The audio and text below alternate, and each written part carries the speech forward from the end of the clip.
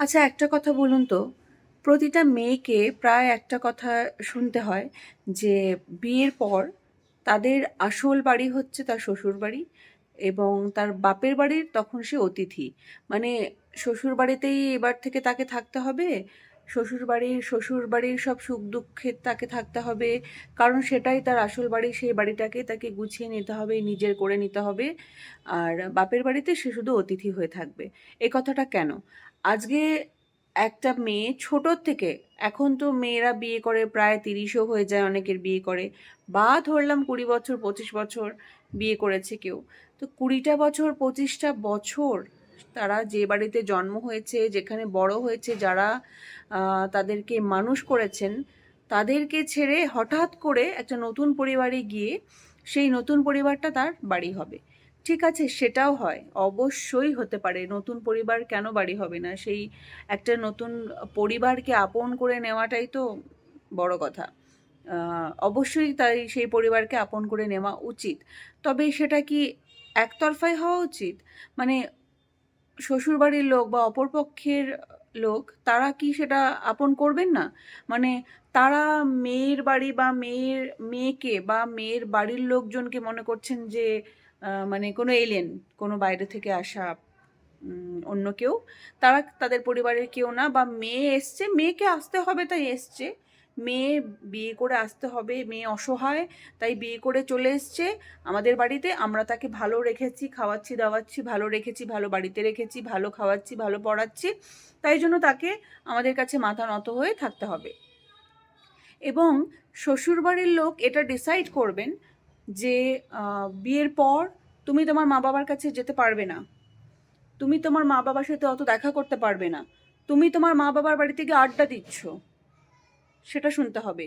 বা তুমি, ছেলেরা কিন্তু বিয়ে, চাকরি বাকরি করছেন, ব্যবসা করছেন, সবই করছেন, কেন? কারণ অবশ্যই ছেলেদেরকে তার পরিবারকে দেখতে হয়, তার স্ত্রী, তার সন্তান, তার বাড়ির লোক, মা বাবা সবাইকে দেখতে হয়। ছেলেদের উপর একটা অনেক বড় দায়িত্ব অবশ্যই থাকে, যে তাদেরকে অনেক কিছু নিয়ে চলতে হয়, তাদেরকে, তারা যা ইনকাম করেন সেখানে তাদের মাথায় প্রচুর হেডেক থাকে, বাড়ি দেখা, বাড়ির প্রত্যেকের শরীর স্বাস্থ্য, খাওয়া দাওয়া সবই থাকে। কিন্তু তার মানে কি এটা যে মেয়েরা তার মা বাবাকে দেখতে পারবেন না? মেয়েদের কোনো অধিকার নেই তাদের মা বাবার প্রতি? বা মা বাবারা যে ছোটোর থেকে সে মেয়ে সন্তানকে বড় করেছেন, কারো কারো বাড়িতে ভাবুন শুধু মেয়ে আছে, কোনো ছেলে নেই, একটি মাত্র মেয়ে আছে, সেক্ষেত্রে তারা কি করবেন? মানে মেয়েদেরকে বড় করে দিয়েছেন ওনারা, মেয়েদেরকে ভালো করে পড়াশোনা করিয়ে সুশিক্ষায় শিক্ষিত করে বড় করে তাদেরকে উনি ভালো পরিবারে বিয়ে দিয়েছেন, ব্যাস। তাদের, তারা তো ভালো জায়গায় মেয়েকে বিয়ে দিয়ে দিয়েছেন, জানেন মেয়ে ভালো থাকবে।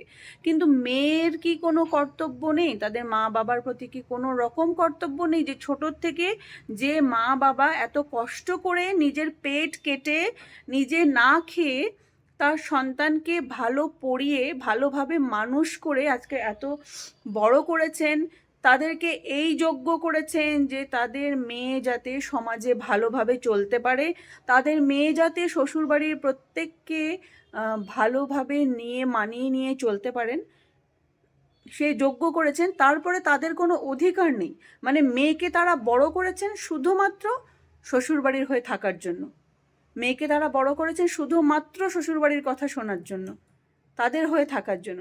তাই কি মেয়েদের কি কোনো রেসপন্সিবিলিটি নেই তাদের মা বাবার প্রতি? মানে তাদের বিয়ে হয়ে গেছে মানে তারা হচ্ছে অন্য বাড়ির হয়ে গেছে, তাদের আর মা বাবার সাথে কোনো সম্পর্ক থাকবে না? এটা কি ঠিক? এটাই কি আমি প্রত্যেককে একটা প্রশ্ন করতে চাই। কিছু ঘটনা এমন এমন ঘটছে, যেগুলো দেখে আজকে আমি বাধ্য হলাম এই কথাটা বলতে। তো এটাই কি ঠিক? মানে মেয়ে জন্ম হয়েছে বলে মা বাবাকে ভুলে যাও? তো আমি ওয়েট করতে হবে কখন আমার শ্বশুরবাড়ির থেকে বলা হবে যে মা বাবার সাথে দেখা করতে যাও, তখন সেই মেয়েটি যাবে। সেই শ্বশুরবাড়ির থেকে বলা হবে মা বাবাকে তুমি এবার ডেকে বাড়িতে ডাকতে পারো, তারপর সে ডাকতে পারবে। মানে সেখানে শ্বশুরবাড়ির কথা শুনতে হবে, এদিকে বাপের বাড়ির সে অতিথি। তাহলে মেয়েদের বাড়ি কোনটা? কোন বাড়িতে মেয়েরা তাদের অধিকারটা পাবে?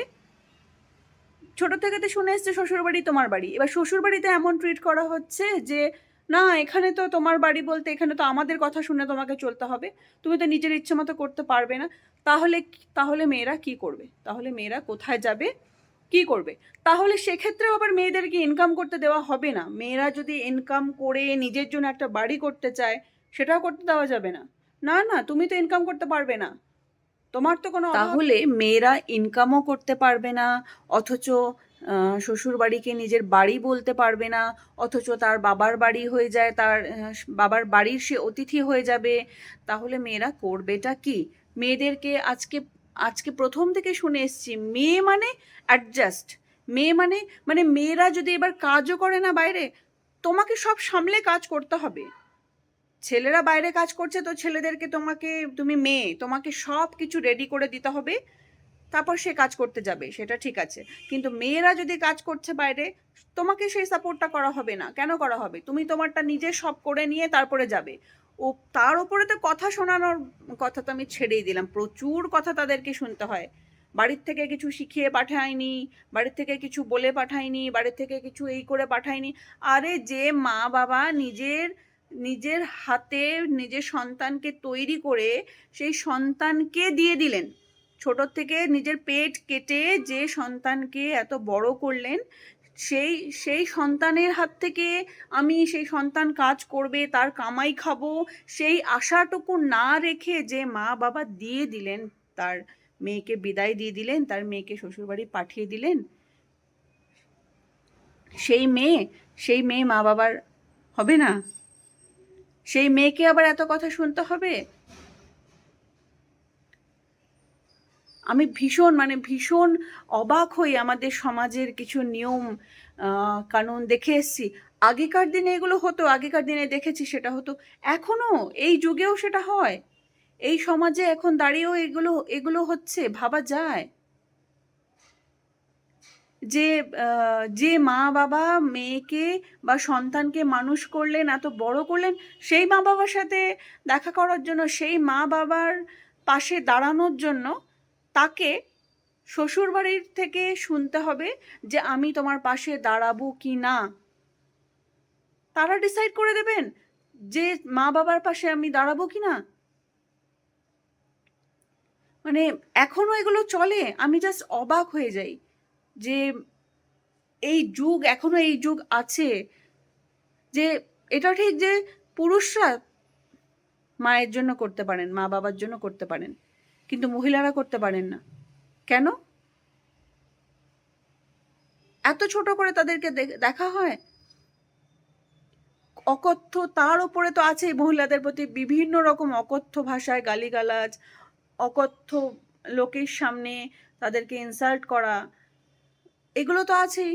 সব কিছু কেন মেয়েদেরকে সহ্য করতে হবে? কেন এটা হয় না যে আমরা মিলে কাজটা করি? কেন এটা হয় না শ্বশুরবাড়িতে তাকে মেয়ের মতো কেন দেখা হয় না? আমি সবার কথা বলছি না, অনেক শ্বশুরবাড়িও এমন আছে যেখানে বৌমাকে মেয়ে হিসেবে রাখা হয়, কিন্তু সবাই কেন এটা হয় না? কেন এটা বলা হয় না ঠিক আছে আমরা মিলে কাজ করছি, তুমি এখন কাজে যাচ্ছ আমি এটা সামলে নিচ্ছি, আমি যখন কাজে যাব তুমি এটা সামলে নিও? এটা কেন হয় না? যাই হোক, আমার এখানে আর কিছুই আর কি বলবো আমি জানি না। এটা সমাজের প্রথম থেকে চলে এসছে। এখানে মানুষের মানসিকতার পরিবর্তন হওয়া ভীষণ জরুরি। যতদিন এটা না হবে ততদিন এইরকমই চলতে থাকবে। এবার আমাদের আগামী জেনারেশনের যদি মাথায় এই মানসিকতা থাকে, এরকম চেঞ্জ না হয়, তাহলে কিচ্ছু করার নেই। এরকম আরও মহিলাদেরকে এরকম কথা শুনতে হবে।